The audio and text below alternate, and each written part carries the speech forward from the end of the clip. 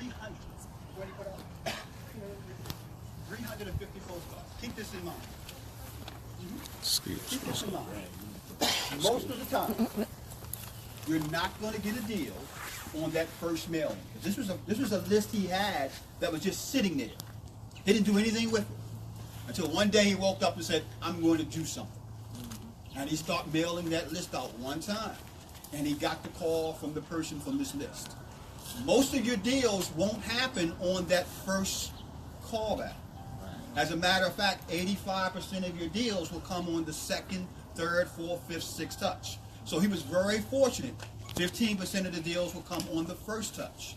So he was extremely fortunate with the fact that he got the deal on the first touch, which happened to be a postcard. You had a question? Okay, so Minion, how'd you get this particular address? Were you looking, like, you just scouting a whole neighborhood, just I'm just going to send everybody in the block, or were you filtering, or what? What was the reason for the targeting of this neighborhood? I like the area. Mm-hmm. I'm a single family home type of person.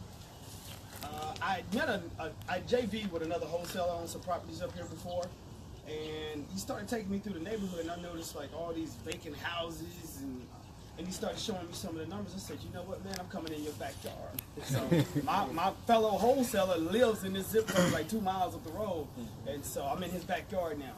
You guys still talking to each other? Yeah, we still talking. But you know, he's a little bit envious right now, but that's fine. You will never cover, I'm going to tell you right now, I don't know anybody in this audience here whose pocket's so deep that you'll be able to buy every house in Maryland. Right.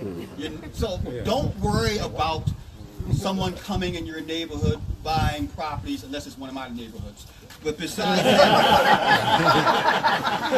don't worry about that kind of stuff. What matters is that if you're working a neighborhood, to work it, really work it. Don't just, I'm going to drive down the neighborhood, I'm going to put up a bandit sign here, I'm going to put up a postcards out here, and then next month, oh, the neighborhood didn't work. I didn't get any results. You have to work the marketing. Now, tell them about the type of marketing. What list did you mail to?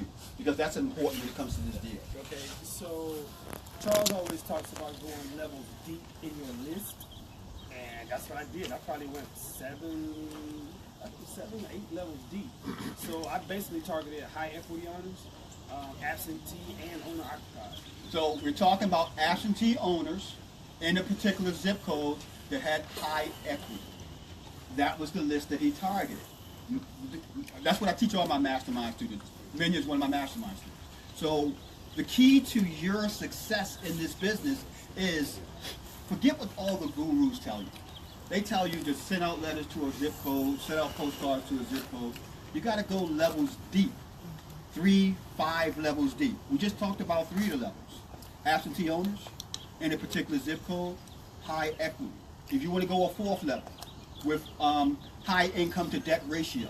If you want to go to a 5th level, multiple trade lines. So that's what you want to go, because when you get a call from those individuals, now you know you got a deal. If you're only just sending it out to a zip code, you're just throwing something against the wall and hoping that it sticks. The key is knowing that when the person calls you, that there's a deal on the other end of that call. So that's why I say go multiple levels deep with your marketing, at least 3, depending on what type of campaign you're going to do. Now, you said you did absentee owners in a particular zip code, and you did it with owner occupants as well. This was which one? Was it the absentee owner? No, Was it this owner one was occupied? owner occupied. So it's owner occupied. That's another misnomer that a lot of the actual gurus tell you. Don't market to owner occupied. That's ridiculous. Because when you're targeting and you're marketing to this type of person, what was the mortgage balance? 0. So it was free and clear. Owner occupied in a particular zip code, free and clear. Now you're looking for the situation. What is the situation? The motivation. What was the motivation? Why did that person want to sell? Behind on the property taxes 2 years. And in between the time, and I'll jump ahead just a little bit, in between the time I lost my first funding into getting the second one, while all the paperwork was sitting at the title company, the city had paid the taxes, sent it off to a lawyer, so the seller got hit with the lawyer fees on the back property taxes in like 2 weeks ago. So you're looking at a situation where the actual seller hadn't paid property taxes for 2 years? Yeah, and she knew it. That's why she basically told me, she said, look, I'm behind on the property taxes 2 years. I can't upkeep the house. And I know that if they come at me for those taxes, the house will go up for auction and I won't get a dime. She said, at least if I sell it to you, I walk away with something. Okay, now how did that conversation go? Because a lot of people want to know, well, how did you get to the point where she was ready to sign the paperwork from the point where you first came to the property? Did you do motion negotiation on the phone? Did you wait till you get to the property? How did that happen? Man, I almost threw this property off.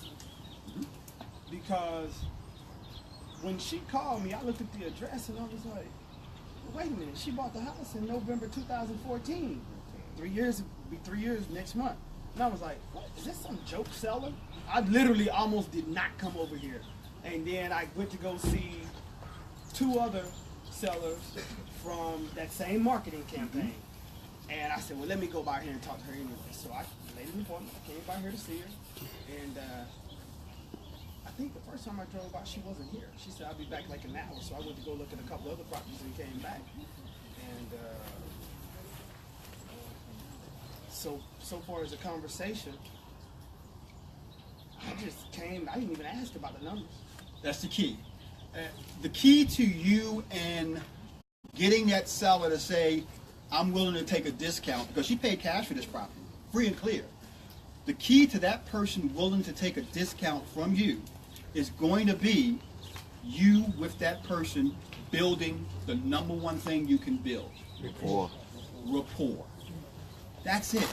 Don't go in and try to buy the house. Build rapport. Anybody can call them up. Anybody can say, I want to buy your property. Most of you are going to say that. Very few of you are going to take the time to have a 20, 30, 40